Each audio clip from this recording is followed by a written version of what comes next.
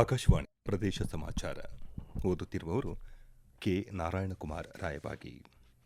ಮುಖ್ಯಾಂಶಗಳು. ರಾಜ್ಯದಲ್ಲಿ ಆರ್ಥಿಕ ಸಾಮಾಜಿಕ ಸಮೀಕ್ಷೆ ಮುಂದೂಡಿಕೆ ಇಲ್ಲ, ಮುಖ್ಯಮಂತ್ರಿ ಸಿದ್ದರಾಮಯ್ಯ ಸ್ಪಷ್ಟನೆ. ಜಾತಿ ಜನಗಣತಿ ವಿವಾದ, ಸರ್ಕಾರದ ವಿರುದ್ಧ ಪ್ರತಿಪಕ್ಷ ನಾಯಕ ಆರ್ ಅಶೋಕ ಅಸಮಾಧಾನ. ಬಾನು ಮುಷ್ತಾಕ್ ದಸರಾ ಉದ್ಘಾಟನೆ ವಿಚಾರ, ಸುಪ್ರೀಂಕೋರ್ಟ್ ತೀರ್ಪು ಸ್ವಾಗತಿಸಿದ ಸರ್ಕಾರ. ಬೆಂಗಳೂರಿನಲ್ಲಿ ಹಿರಿಯ ಪತ್ರಕರ್ತರಿಗೆ 2024ನೇ ಸಾಲಿನ ವಡ್ಡರ್ಸೆ ರಘುರಾಮ್ ಶೆಟ್ಟಿ ಪ್ರಶಸ್ತಿ ಪ್ರದಾನ. ವಿಜಯಪುರ ಬ್ಯಾಂಕ್ ದರೋಡೆ ಪ್ರಕರಣ, ಮಹಾರಾಷ್ಟದಲ್ಲಿ 6.54 ಕೆಜಿ ಚಿನ್ನ, ನಗದು ವಶ. ಹಿಂದುಳಿದ ವರ್ಗಗಳ ಆಯೋಗ ಶಾಸನಬದ್ಧ ಸಂಸ್ಥೆಯಾಗಿದ್ದು ಯಾವುದೇ ನಿರ್ದೇಶನಗಳನ್ನು ನೀಡಲು ಸಾಧ್ಯವಿಲ್ಲ ಎಂದು ಮುಖ್ಯಮಂತ್ರಿ ಸಿದ್ದರಾಮಯ್ಯ ತಿಳಿಸಿದ್ದಾರೆ.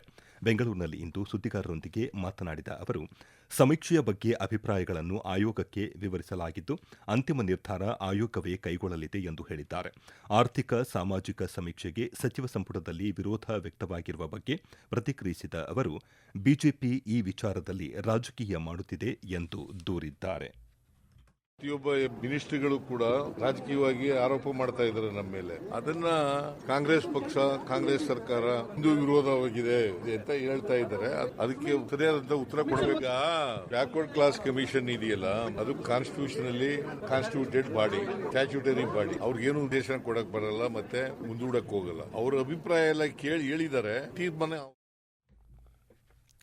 ಎಲ್ಲ ಗೊಂದಲ ಸರಿಪಡಿಸಿ ಸಾಮಾಜಿಕ ಹಾಗೂ ಶೈಕ್ಷಣಿಕ ಸಮೀಕ್ಷೆ ನಡೆಸಲಾಗುವುದು ಎಂದು ಉಪಮುಖ್ಯಮಂತ್ರಿ ಡಿಕೆ ಶಿವಕುಮಾರ್ ತಿಳಿಸಿದ್ದಾರೆ. ರಾಮನಗರದಲ್ಲಿ ಮಾತನಾಡಿದ ಅವರು, ಕಾನೂನು ಚೌಕಟ್ಟಿನಲ್ಲಿ ಸಾಮಾಜಿಕ ನ್ಯಾಯ ಒದಗಿಸಲಾಗುವುದು ಎಂದು ಹೇಳಿದ್ದಾರೆ. ಮುಖ್ಯಮಂತ್ರಿ ಸಿದ್ದರಾಮಯ್ಯ ನೇತೃತ್ವದ ಸರ್ಕಾರ ದುರಾಡಳಿತ, ಭ್ರಷ್ಟಾಚಾರದಲ್ಲಿ ಮುಳುಗಿದೆ ಎಂದು ವಿಧಾನಸಭೆ ವಿರೋಧ ಪಕ್ಷದ ನಾಯಕ ಆರ್ ಅಶೋಕ ಆರೋಪಿಸಿದ್ದಾರೆ.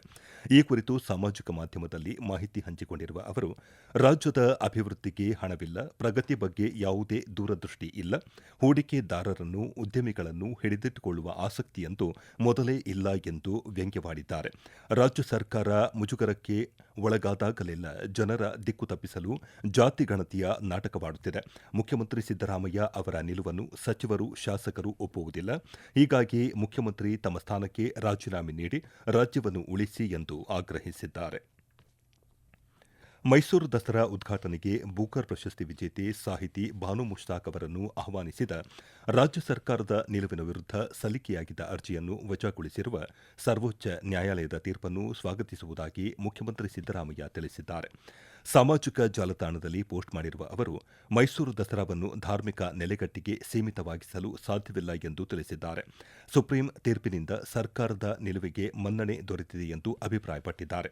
ಮೈಸೂರು ದಸರಾ ಉದ್ಘಾಟನೆಗೆ ಬಾನು ಮುಷ್ತಾಕ್ ಆಹ್ವಾನಿಸಿರುವುದನ್ನು ಪ್ರಶ್ನಿಸಿ ಸಲ್ಲಿಸಿದ್ದ ಅರ್ಜಿಯನ್ನು ಸುಪ್ರೀಂಕೋರ್ಟ್ ಇಂದು ವಜಾಗೊಳಿಸಿದೆ. ಸುರಕ್ಷಿತ, ಸುಗಮ ಮತ್ತು ಸಾಂಪ್ರದಾಯಿಕ ದಸರಾ ಆಚರಣೆಗೆ ಮೈಸೂರು ನಗರ ಪೊಲೀಸರಿಂದ ಸಕಲ ಸಿದ್ದತೆ ಮಾಡಿಕೊಳ್ಳಲಾಗಿದೆ ಎಂದು ಪೊಲೀಸ್ ಆಯುಕ್ತೆ ಸೀಮಾ ಲಾಟ್ಕರ್ ತಿಳಿಸಿದ್ದಾರೆ. ಸುದ್ದಿಗಾರರೊಂದಿಗೆ ಮಾತನಾಡಿದ ಅವರು, ಯಾವುದೇ ರೀತಿಯ ಅಹಿತಕರ ಘಟನೆ ನಡೆಯದಂತೆ ಕಾನೂನು ಮತ್ತು ಸುವ್ಯವಸ್ಥೆ ಕಾಪಾಡುವ ನಿಟ್ಟಿನಲ್ಲಿ ಹಾಗೂ ಸುಗಮ ಸಂಚಾರ ವ್ಯವಸ್ಥೆ ಕಲ್ಪಿಸುವ ನಿಟ್ಟಿನಲ್ಲಿ ಪೊಲೀಸ್ ಇಲಾಖೆಯಿಂದ ಅವಶ್ಯಕ ವ್ಯವಸ್ಥೆಗಳನ್ನು ಕೈಗೊಳ್ಳಲಾಗಿದೆ. ಇದೇ 22ರಿಂದ 29ರವರೆಗೆ 1ನೇ ಹಂತ ಹಾಗೂ ಇದೇ 30ರಿಂದ ಅಕ್ಟೋಬರ್ 2ರವರೆಗೆ 2ನೇ ಹಂತದಲ್ಲಿ ಬಂದೋಬಸ್ತ್ ವ್ಯವಸ್ಥೆ ಮಾಡಲಾಗಿದೆ ಎಂದು ಮಾಹಿತಿ ನೀಡಿದ್ದಾರೆ. ಮೈಸೂರು ನಗರ ಸೇರಿದಂತೆ ಹೊರ ಜಿಲ್ಲೆಗಳಿಂದ 6,184 ಅಧಿಕಾರಿ ಮತ್ತು ಸಿಬ್ಬಂದಿ ನಿಯೋಜಿಸಲಾಗಿದೆ ಎಂದು ಮಾಹಿತಿ ನೀಡಿದ್ದಾರೆ. ಅರಮನೆ ಸುತ್ತಮುತ್ತ ರಸ್ತೆಗಳು ಹಾಗೂ ಇತರೆ ಪ್ರಮುಖ ರಸ್ತೆಗಳಲ್ಲಿ ಏಕಮುಖ ಸಂಚಾರ ವ್ಯವಸ್ಥೆ ಮಾಡಲಾಗಿದೆ. ಸದರಿ ರಸ್ತೆಗಳ ಬದಿಗಳಲ್ಲಿ ಪಾರ್ಕಿಂಗ್ ವ್ಯವಸ್ಥೆ ನಿಷೇಧಿಸಲಾಗಿದೆ.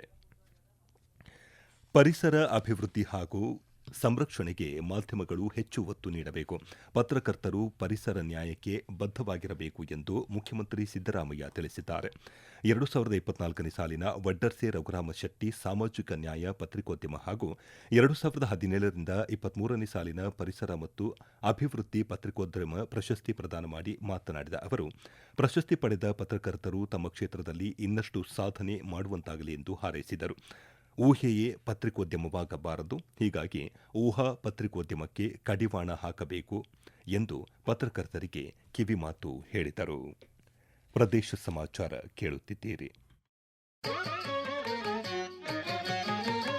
ನಿಮ್ಮ ಅನುಕೂಲಕರ ಸಮಯದಲ್ಲಿ ಆಕಾಶವಾಣಿ ಸುದ್ದಿಗಳನ್ನು ಆಲಿಸಲು ನಮ್ಮ ಯೂಟ್ಯೂಬ್ ಚಾನೆಲ್ ಆಕಾಶವಾಣಿ ನ್ಯೂಸ್ ಕನ್ನಡವನ್ನು ಸಬ್ಸ್ಕ್ರೈಬ್ ಮಾಡಿ.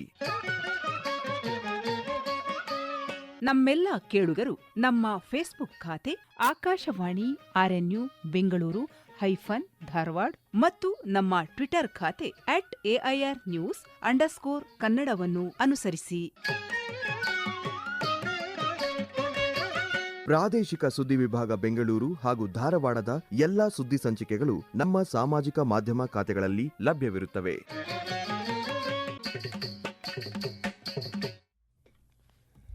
ವಿಜಯಪುರ ಜಿಲ್ಲೆಯ ಚಡಚಣದಲ್ಲಿ ನಡೆದ ಎಸ್ಬಿಐ ಬ್ಯಾಂಕ್ ದರೋಡೆ ಪ್ರಕರಣದ ತನಿಖೆ ನಡೆಸುತ್ತಿರುವ ಪೊಲೀಸರು ಮಹಾರಾಷ್ಟದ ಹಳ್ಳಿಯೊಂದರಲ್ಲಿ 6.54 ಕೆಜಿ ಚಿನ್ನ ಮತ್ತು ನಗದು ಇದ್ದ ಬ್ಯಾಗ್ ಅನ್ನು ವಶಪಡಿಸಿಕೊಂಡಿದ್ದಾರೆ.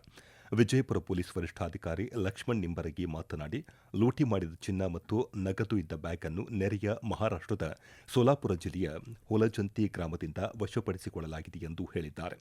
ಗ್ರಾಮದಲ್ಲಿನ ಶಿಥಿಲಗೊಂಡ ಕಟ್ಟಡದ ಮೇಲೆ ಬ್ಯಾಗ್ ಪತ್ತೆಯಾಗಿದೆ. ಸೆಪ್ಟೆಂಬರ್ 16ರಂದು ನಡೆದ ಎಸ್ಬಿಐ ಬ್ಯಾಂಕ್ ದರೋಡೆ ಪ್ರಕರಣದ ತನಿಖೆಗಾಗಿ ಪೊಲೀಸ್ ಇಲಾಖೆ 8 ತಂಡಗಳನ್ನು ರಚಿಸಿದೆ. 3 ಶಸ್ತ್ರಸಜ್ಜಿತ ದರೋಡೆಕೋರರು ಬ್ಯಾಂಕ್ ಸಿಬ್ಬಂದಿ ಮತ್ತು ಸಾರ್ವಜನಿಕರನ್ನು ಬೆದರಿಸಿ 1.4 ಕೋಟಿ ರೂಪಾಯಿ ನಗದು ಮತ್ತು 20 ಕೆಜಿ ಚಿನ್ನದೊಂದಿಗೆ ಪರಾರಿಯಾಗಿದ್ದರು. ಪ್ರಧಾನಿ ನರೇಂದ್ರ ಮೋದಿ ಬಾಲ್ಯದ ದಿನಗಳ ಚರಿತ್ರೆ ಆಧಾರಿತ ಚಲೋ ಜೀತೆ ಹೈ ಕಿರುಚಿತ್ರವನ್ನು ಇಂದು ಮೈಸೂರಿನ ಐನಾಕ್ಸ್ನ ಮಲ್ಟಿಪ್ಲೆಕ್ಸ್ನಲ್ಲಿ ಮಧ್ಯಾಹ್ನ ಪ್ರದರ್ಶಿಸಲಾಯಿತು. ಕಿರುಚಿತ್ರ ಪ್ರದರ್ಶನದ ಮೊದಲ ದಿನವೇ ಸಾರ್ವಜನಿಕರಿಂದ ಉತ್ತಮ ಪ್ರತಿಕ್ರಿಯೆ ವ್ಯಕ್ತವಾಗಿದೆ. ಈ ಕುರಿತಂತೆ ಆಕಾಶವಾಣಿಯೊಂದಿಗೆ ಮಾತನಾಡಿದ ಪ್ರೇಕ್ಷಕರೊಬ್ಬರು ಹೆಚ್ಚಿನ ಸಂಖ್ಯೆಯಲ್ಲಿ ಸಿನಿಮಾ ವೀಕ್ಷಿಸುವಂತೆ ತಿಳಿಸಿದ್ದಾರೆ. ಮಾಲ್ ಆಫ್ ಮೈಸೂರಲ್ಲಿ ಇವತ್ತು ಚಲೋ ಜೀತೆ ಒಂದು ಚಿತ್ರವನ್ನ ನೋಡಿದ್ವಿ. ನರೇಂದ್ರ ಮೋದಿಜಿಯವರು ಏನು ಒಂದು ಜೀವನ ಚರಿತ್ರೆ ಇತ್ತು ಅದರಲ್ಲಿ ಒಂದು ತುಣುಕನ್ನ ಮಾತ್ರ ಇವತ್ತು ತೋರಿಸಿದ್ರು. ಅದ್ಭುತವಾಗಿತ್ತು. ಅದರಲ್ಲಿ ಒಂದು ಒಳ್ಳೆ ಮೆಸೇಜ್ ಇದೆ. ನಾವು ಓದೋದ್ರ ಜೊತೆಗೆ ಬೇರೆ ಮಕ್ಕಳುಗಳನ್ನ ನೋಡಿ ಅವ್ರು ಏನ್ ಕಷ್ಟದಲ್ಲಿದ್ದಾರೆ ಅದನ್ನ ಅರಿತು ಅವ್ರಿಗೂ ಕೂಡ ಸಹಾಯವನ್ನ ಮಾಡಿ ಕೂಡ ಸ್ಕೂಲ್ಗೆ ತರುವಂತ ಕೆಲಸವನ್ನ ಮಾಡಬೇಕು. ಸಹಾಯ ಮಾಡುವಂತ ಮನೋಭಾವನೆಯನ್ನ ನಾವೆಲ್ಲರೂ ಇಟ್ಕೋಬೇಕು ಅನ್ನೋದನ್ನ ಈ ಸಿನಿಮಾದಲ್ಲಿ ತೋರಿಸಿದ್ರೆ ಒಂದು ಅತ್ಯುತ್ತಮವಾದ ಸಿನಿಮಾ. ತುಂಬಾ ಖುಷಿ ಆಗ್ತಾ ಇದೆ. ಪ್ರಧಾನಮಂತ್ರಿ ಜೀವನ ಜ್ಯೋತಿ ವಿಮಾ ಹಾಗೂ ಪ್ರಧಾನಮಂತ್ರಿ ಸುರಕ್ಷಾ ಬಿಮಾ ಯೋಜನೆಗಳ ನೋಂದಣಿಯನ್ನು ಹೆಚ್ಚಿಸುವ ಬಗ್ಗೆ ದಕ್ಷಿಣ ಕನ್ನಡ ಜಿಲ್ಲೆಯ ಬ್ಯಾಂಕುಗಳು ಗಮನಹರಿಸಬೇಕು ಎಂದು ಜಿಲ್ಲಾ ಪಂಚಾಯತ್ ಮುಖ್ಯ ಕಾರ್ಯನಿರ್ವಹಣಾಧಿಕಾರಿ ನರ್ವಾಡಿ ವಿನಾಯಕ್ ಕಾರ್ಬಾರಿ ಕರೆ ನೀಡಿದ್ದಾರೆ. ದಕ್ಷಿಣ ಕನ್ನಡ ಜಿಲ್ಲಾ ಪಂಚಾಯತ್ ಸಭಾಂಗಣದಲ್ಲಿಂದು ನಡೆದ ಜಿಲ್ಲಾ ಮಟ್ಟದ ಲೀಡ್ ಬ್ಯಾಂಕ್ಗಳ ಪ್ರಗತಿ ಪರಿಶೀಲನೆ ನಡೆಸಿ ಮಾತನಾಡಿದ ಅವರು, ಅಭಿಯಾನ ನಡೆಸುವ ಮೂಲಕ ಗ್ರಾಮೀಣ ಪ್ರದೇಶಗಳತ್ತ ಗಮನ ಹರಿಸಲಾಗಿದೆ. ನಗರ ಪ್ರದೇಶಗಳಲ್ಲಿ ಬ್ಯಾಂಕುಗಳು ಹೆಚ್ಚಿನ ಶಾಖೆಗಳನ್ನು ಹೊಂದಿರುವುದರಿಂದ ಬ್ಯಾಂಕರ್ಗಳು ನಗರ ಪ್ರದೇಶಗಳತ್ತಲೂ ಗಮನ ಹರಿಸಬೇಕು ಎಂದು ಸಲಹೆ ನೀಡಿದ್ದಾರೆ. ಸಾರ್ವಜನಿಕರ ಹಿತದೃಷ್ಟಿಯಿಂದ ಜಾರಿಗೊಳಿಸಿರುವ ಕೇಂದ್ರ ಸರ್ಕಾರದ ಜನಪರ ಯೋಜನೆಗಳ ಸದುಪಯೋಗವನ್ನು ಸಾರ್ವಜನಿಕರು ಪಡೆದುಕೊಳ್ಳಬೇಕು ಎಂದು ಭಾರತೀಯ ಸ್ಟೇಟ್ ಬ್ಯಾಂಕಿನ ಗದಗ ಜಿಲ್ಲೆಯ ಅಗ್ರಣಿ ಶಾಖೆ ವ್ಯವಸ್ಥಾಪಕರಾದ ಪ್ರಶಾಂತ ಎಂವಿ ತಿಳಿಸಿದ್ದಾರೆ. ಗದಗ ಜಿಲ್ಲೆಯ 122 ಗ್ರಾಮ ಪಂಚಾಯತ್ ವ್ಯಾಪ್ತಿಯ 325 ಗ್ರಾಮಗಳ ಪೈಕಿ 96 ಗ್ರಾಮ ಪಂಚಾಯತ್ ವ್ಯಾಪ್ತಿಯ ಗ್ರಾಮಗಳಲ್ಲಿ ಕೇಂದ್ರ ಸರ್ಕಾರ ಜಾರಿಗೊಳಿಸಿದ ಹಲವಾರು ಯೋಜನೆಗಳ ಆರ್ಥಿಕ ಪರಿಪೂರ್ಣತಾ ಅಭಿಯಾನ ಕೈಗೊಳ್ಳಲಾಗಿದೆ ಎಂದು ಹೇಳಿದ್ದಾರೆ. ವಿಜಯಪುರ ಜಿಲ್ಲೆಯಲ್ಲಿ ಒತ್ತುವರಿಯಾದ ಸ್ಮಶಾನ ಭೂಮಿಗಳನ್ನು ತೆರವುಗೊಳಿಸಿ ಸಂರಕ್ಷಣೆಗೆ ಅಗತ್ಯ ಕ್ರಮ ವಹಿಸುವಂತೆ ಅಧಿಕಾರಿಗಳಿಗೆ ಜಿಲ್ಲಾಧಿಕಾರಿ ಡಾ ಆನಂದ ಕೆ ಸೂಚನೆ ನೀಡಿದ್ದಾರೆ. ವಿಜಯಪುರದಲ್ಲಿ ನಡೆದ ದೌರ್ಜನ್ಯ ನಿಯಂತ್ರಣ ಪ್ರತಿಬಂಧ ಕಾಯ್ದೆಯಡಿ ರಚಿತವಾದ ಜಿಲ್ಲಾ ಮಟ್ಟದ ಜಾಗೃತಿ ಮತ್ತು ಉಸ್ತುವಾರಿ ಸಮಿತಿ ಸಭೆಯ ಅಧ್ಯಕ್ಷತೆ ವಹಿಸಿ ಮಾತನಾಡಿ, ಒತ್ತುವರಿಯಾಗಿರುವ ಸ್ಮಶಾನ ಭೂಮಿಗಳನ್ನು ತೆರವುಗೊಳಿಸುವುದು ಸಂಬಂಧಿಸಿದ ಇಲಾಖೆಗಳ ಜವಾಬ್ದಾರಿಯಾಗಿದೆ ಎಂದು ಹೇಳಿದ್ದಾರೆ. ಕೊಳಚೆ ಪ್ರದೇಶಗಳಲ್ಲಿ ಅಕ್ರಮ ಮದ್ಯ ಮಾರಾಟ ಮಾಡುವುದು ಕಂಡುಬಂದಲ್ಲಿ ಕಾನೂನು ರೀತಿ ಕ್ರಮ ಕೈಗೊಳ್ಳುವಂತೆ ಮಂಡ್ಯ ಜಿಲ್ಲಾಧಿಕಾರಿ ಡಾ ಕುಮಾರ ತಿಳಿಸಿದ್ದಾರೆ. ಜಿಲ್ಲಾಧಿಕಾರಿ ಕಚೇರಿಯಲ್ಲಿ ಆಯೋಜಿಸಲಾಗಿದ್ದ ಅಧಿಕಾರಿಗಳ ಸಭೆಯಲ್ಲಿ ಭಾಗವಹಿಸಿ ಮಾತನಾಡಿದ ಅವರು, ಕಾಳಪ್ಪ ಬಡಾವಣೆಯಲ್ಲಿ ನಿವೇಶನ ನೀಡಲು ಯಾವುದೇ ಖಾಲಿ ನಿವೇಶನ ಇಲ್ಲ. ಆದ್ದರಿಂದ ಮಂಡ್ಯ ನಗರದ ಸುತ್ತಲಿನ 10 ಕಿಲೋಮೀಟರ್ ವ್ಯಾಪ್ತಿಯಲ್ಲಿ ಸೂಕ್ತ ಸ್ಥಳ ಗುರುತಿಸುವಂತೆ ಸೂಚಿಸಿದ್ದಾರೆ. ಕೊನೆಯಲ್ಲಿ ಮತ್ತೊಮ್ಮೆ ಮುಖ್ಯಾಂಶಗಳು.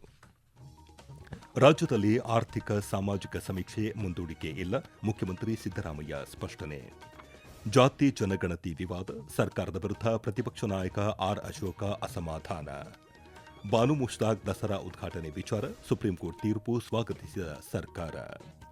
ಬೆಂಗಳೂರಿನಲ್ಲಿ ಹಿರಿಯ ಪತ್ರಕರ್ತರಿಗೆ 2024ನೇ ಸಾಲಿನ ವಡ್ಡರ್ಸೆ ರಘುರಾಮ ಶೆಟ್ಟಿ ಪ್ರಶಸ್ತಿ ಪ್ರದಾನ. ಮತ್ತು ವಿಜಯಪುರ ಬ್ಯಾಂಕ್ ದರೋಡೆ ಪ್ರಕರಣ, ಮಹಾರಾಷ್ಟದಲ್ಲಿ 6.54 ಕೆಜಿ ಚಿನ್ನ ನಗದು ವಶ. ಇಲ್ಲಿಗೆ ಪ್ರದೇಶ ಸಮಾಚಾರ ಮುಗಿಯಿತು. ನಮ್ಮ ಮುಂದಿನ ವಾರ್ತಾ ಪ್ರಸಾರ ರಾತ್ರಿ 7:35 ನಿಮಿಷಕ್ಕೆ.